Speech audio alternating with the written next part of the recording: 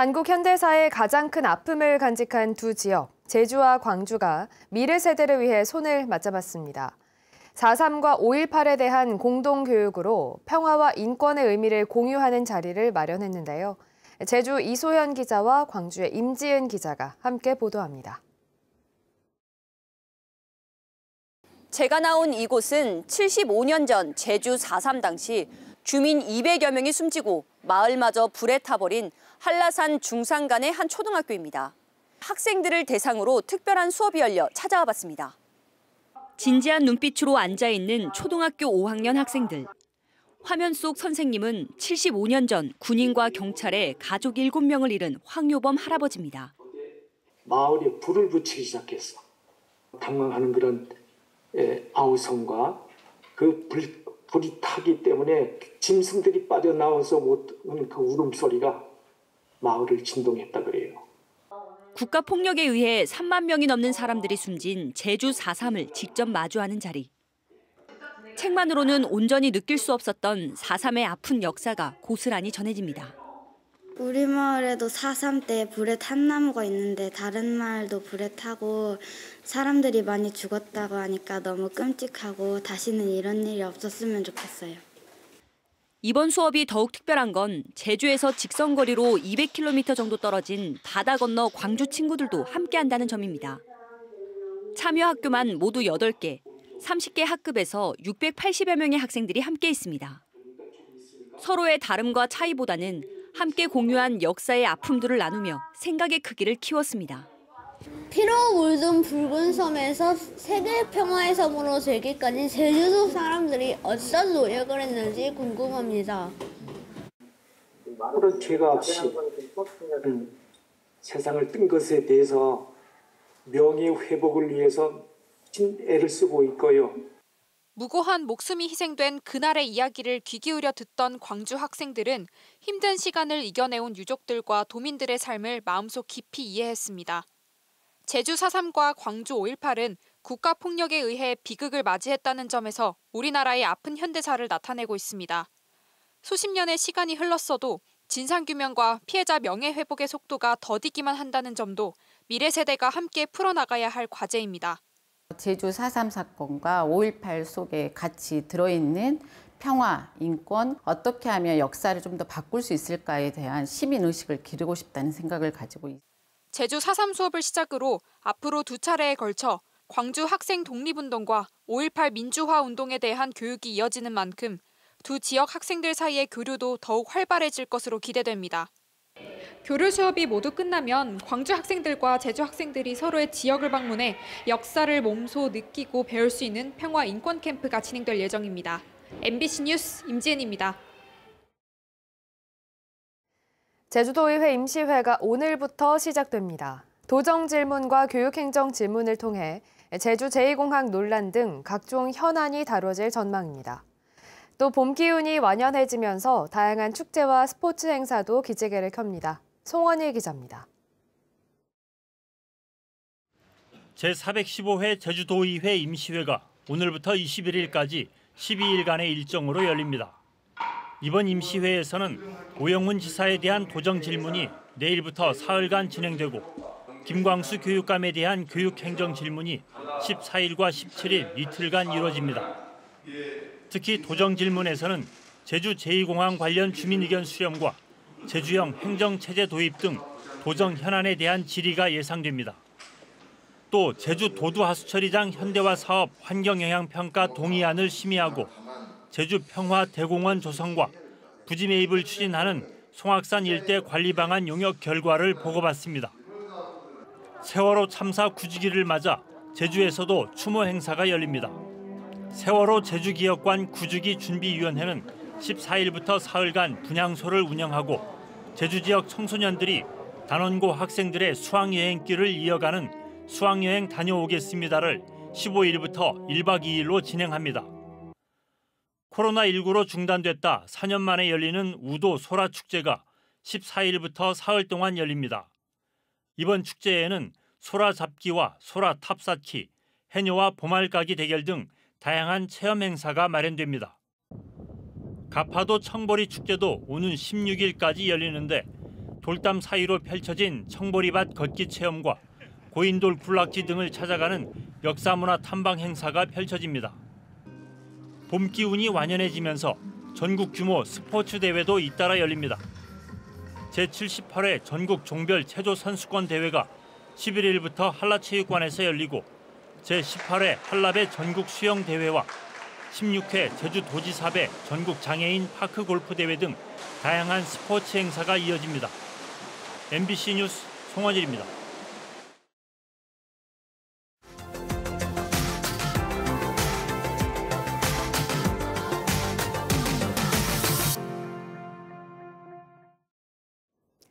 하동 지리산 국립공원 산불 발생 이후 산림청이 임도 부족 문제를 지적하며 국립공원 내에도 임도를 설치하겠다고 밝혔습니다. 첫 발도 떼지 못한 상황에서 실효성 문제도 제기됐습니다. 이선영 기자의 보도입니다. 축구장 120여 개 면적을 집어삼킨 하동 산불. 불은 꼬박 23시간 만에 꺼졌습니다. 산림청은 불이 난 곳이 급경사인데다 진화 장비를 옮길 수 있는 임도가 부족해 진화가 더뎠다고 평가했습니다. 이에 산림청은 국립공원 안에서도 임도 설치를 늘리겠다고 밝혔습니다. 이제는 국립공원에도 산불 위험이 높은 지역에는 임도를 설치해야 되겠다. 하지만 임도 설치는 산림청이 단독으로 추진할 수는 없습니다. 국립공원 내에 시설물을 설치하려면 관리하는 부처인 환경부와 국립공원공단의 허가를 받아야 하기 때문입니다. 산불 발생 3주가 지났지만 임도를 설치하겠다는 산림청 계획은 첫 발도 떼지 못한 것으로 확인됐습니다. 관계부처와의 협의는 둘째치고 아직 예산 계획조차 세우지 못했습니다. 지금은 어떤 당위성, 필요성 차원에서 이제 말씀을 드렸던 거고 협의 단계는 아직 시작은 안 한. 근데 이제 우선은 예산부터 확보를 해야. 예산을 확보하고 관계부처 간 협의가 이뤄진다 해도 임도 설치가 가능할지 의문이란 지적도 나옵니다. 지휘 통제하는 환경부 입장도 그렇고 공단은 임도 절대 생각도 없고 상당히 동의를 하지 않거든요. 환경단체도 반발합니다. 임도 같은 인위적인 시설물을 만들면 생태계 파괴도 우려되는 데다 이런 시설물이 없어도 자연적인 현상으로 문제를 다 해결할 수 있다는 겁니다. 화력수림들이 발달했기 때문에 실은 바람이 통할 수 없잖아요. 그러니까 바람이 불지 않으니까 당연히 산불이 크게 번지지 않았던 걸로. 큰 불이 발생했을 때 임도가 없어서 대응이 정말 늦는 건지, 생태학적으로 고려해 볼 부분은 없는 건지, 임도 설치를 놓고 관계부처의 충분한 고민이 필요해 보입니다. MBC 뉴스 이선영입니다. 포항시가 영일대 해수욕장 인근에 컨벤션 센터 건립을 추진하고 있습니다. 지역 경제 활성화를 위해 필요한 시설이긴 하지만 대도시도 적자 운영에 허덕이는 상황에서 제대로 운영될 수 있을지 우려하는 목소리도 나오고 있는데요. 포항 전시 컨벤션 센터가 연착륙하려면 어떤 부분을 더 준비해야 하는지 이규설 기자가 전문가들의 의견을 들어봤습니다. 포항 전시 컨벤션 센터 가칭 포엑스는 영일대 해수욕장 인근 옛 캠프 리비 부지에 조성될 계획입니다. 사업 예산은 1,766억 원으로 작년 11월 정부 중앙투자심사를 통과했고 내년 상반기 착공에 들어가 2026년 연말에 완공할 예정입니다. 연면적 47,000제곱미터, 건축 면적 18,000제곱미터로 전시장과 회의장 등으로 구성됩니다. 우선 포항은 포스코와 에코프로라는 영향력 있는 기업이 있어 철강 2차 전지와 관련된 다양한 행사를 유치할 수 있는 것이 최대 장점입니다. 바다를 끼고 있다는 것도 장점이긴 하지만 인구 50만의 지역 중소도시가 가지고 있는 한계도 명확합니다. 이 주변의 호텔, 숙박시설의 확충이 먼저 전제되어야 될 것 같습니다. 그리고 또 한 가지는 이 대도시, 또 주변 도시로부터 이 포항, 또 포항 컨벤센터까지의 어떤 그 접근성, 이 접근성에 대한 개선도. 실제로 2011년부터 운영에 들어간 경주 화백 컨벤션 센터는 매년 수십억 적자를 내고 있고 최근 문을 연 안동 국제 컨벤션 센터도 접근성이 좋지 않아 대형 행사 유치에 고민이 많습니다. 전문가들은 전시 컨벤션 산업이 지역에 뿌리 내리려면 절대적인 시간이 필요하다며 조급하게 생각하지 말고 지금부터라도 전문 인력을 양성해야 한다고 말합니다. 또 포항을 대표하는 글로벌 행사를 만들어낸다면 컨벤션 센터 활성화에 큰 도움이 될 것이라고 조언하고 있습니다.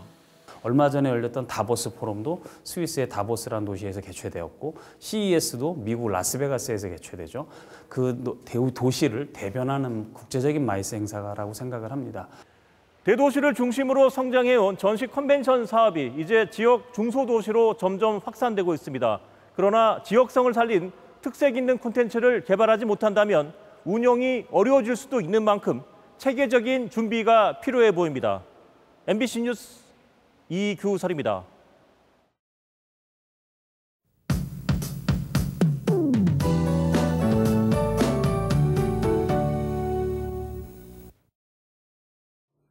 월요일 아침 맑은 하늘이 드러났습니다. 아침 공기는 쌀쌀하지만 따뜻한 햇살과 온화한 남풍이 기온을 끌어올리겠는데요.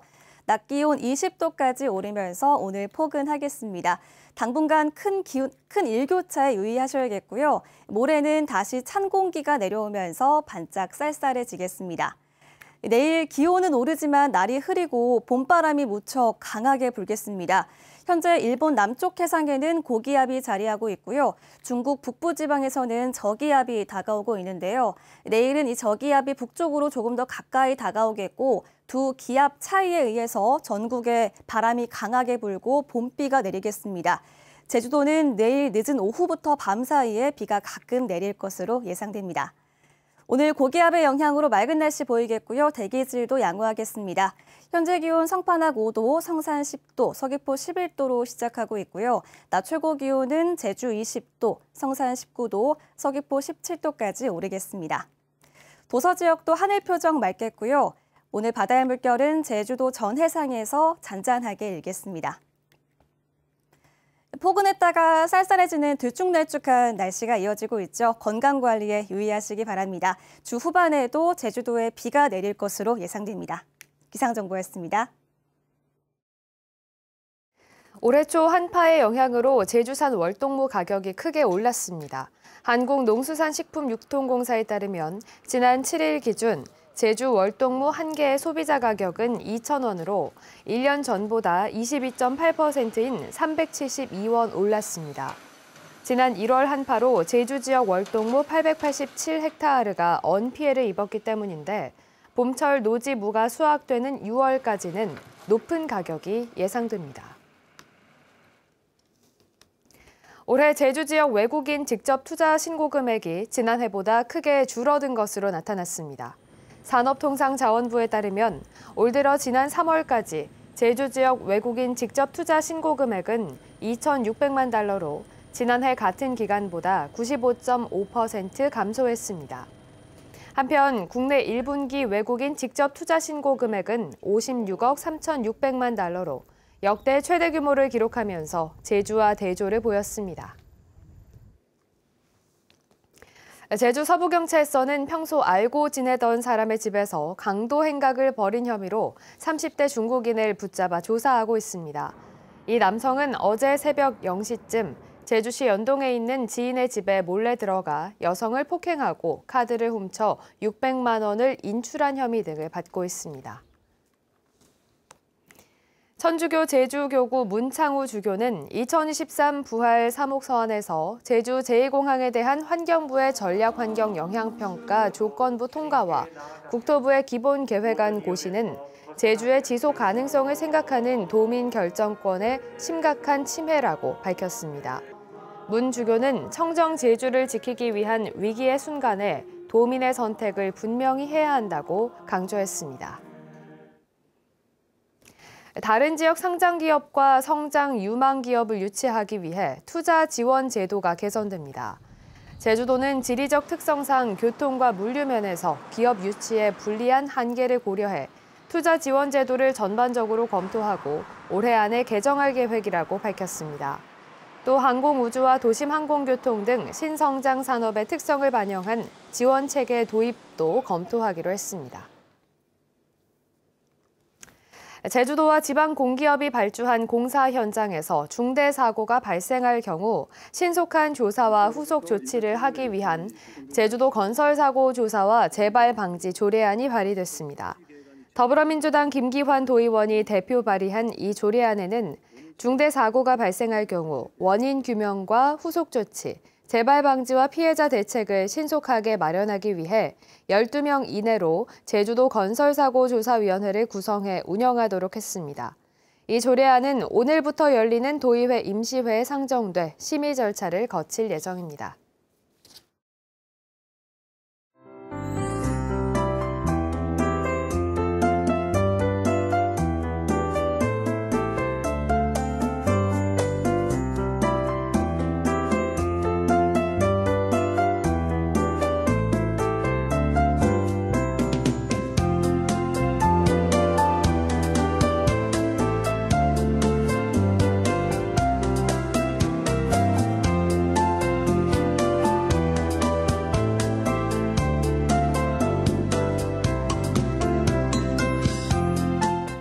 뉴스를 마치겠습니다. 고맙습니다.